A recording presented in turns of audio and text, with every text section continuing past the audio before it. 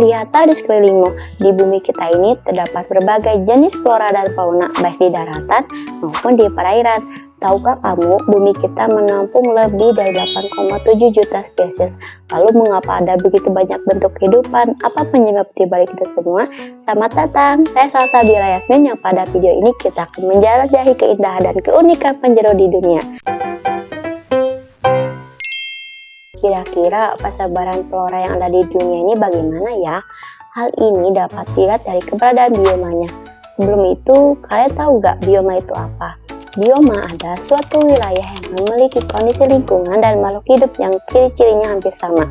Bioma yang terbentuk dalam suatu wilayah akan berbeda tergantung dari iklim, suhu, udara, dan curah hujan. Bioma apa aja sih yang ada di bumi ini? Pertama, ada tundra. Bioma ini diceritakan oleh iklim yang sangat dingin, didominasi oleh lapisan tanah beku permanen atau permafrost, serta vegetasi yang terbatas pada lumut, rumput pendek, dan semak kerdil. Wilayahnya meliputi kutub utara dan meliputi wilayah Kanada, Siberia, Rusia, dan Finlandia. Kedua, yaitu taiga. Dikenal juga sebagai hutan borel, bioma taiga menyempati wilayah yang lebih hangat daripada tundra, namun tetap memiliki musim dingin yang panjang dan ekstrim, didominasi oleh hutan conifer atau pohon berdaun jarum seperti pinus dan fir. Wilayah bioma ini yaitu Skandinavia, Rusia, Siberia, Alaska, dan Kanada. Ketiga, padang rumput atau stepa. Bioma ini dicirikan oleh curah hujan yang sedang dan tidak memadai untuk hutan, sehingga didominasi oleh berbagai jenis rumput yang tinggi memiliki musim kering panjang. Wilayahnya yaitu Tiongkok Utara, Asia bagian tengah, dan Amerika Utara bagian barat. Keempat, sabana. Bioma transisi antara hutan dan gurun. Sabana dicirikan oleh padang rumput yang luas, yang diselingi oleh pohon-pohon yang jarang, serta memiliki dua musim yang kontras.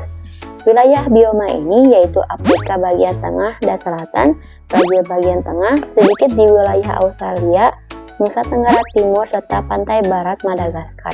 Terakhir, gurun. Bioma ini memiliki curah hujan yang sangat rendah dan penguapan tinggi yang menghasilkan kondisi ekstrim dan vegetasi didominasi oleh tumbuhan sukulen dan kaktus yang mampu bertahan hidup dalam kondisi kering. Bioma ini ditemukan di wilayah Afrika bagian tengah dan selatan, Brazil bagian tengah, sedikit di wilayah Australia bagian utara, dan Nusa Tenggara Timur. Selanjutnya, persebaran fauna yang ada di dunia nih. Pertama, ada region neotropikal meliputi Amerika Tengah dan Amerika Selatan. Region ini dicirikan oleh keanekaragaman hayati yang sangat tinggi dan merupakan habitat bagi banyak fauna unik seperti kera hidung merah, alpaka, armadillo, ikan piranha, dan berbagai jenis burung kolibri.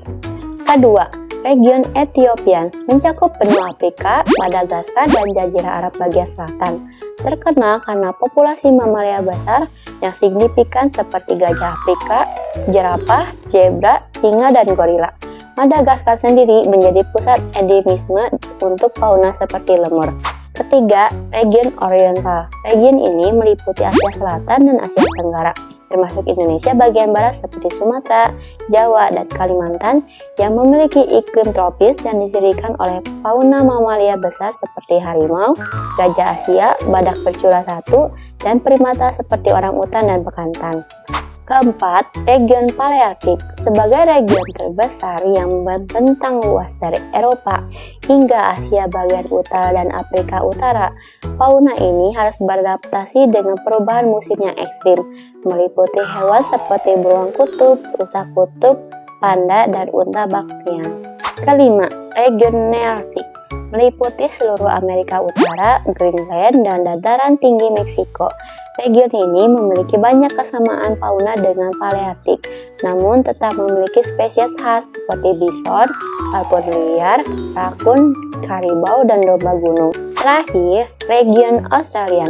Region ini sangat unik karena isolasi geografisnya mencakup Australia, Selandia Baru, Pulau Papua, dan Indonesia bagian timur yang menghasilkan dominasi fauna berkantung seperti kanguru dan koala, serta spesies khas seperti platypus dan kasuari.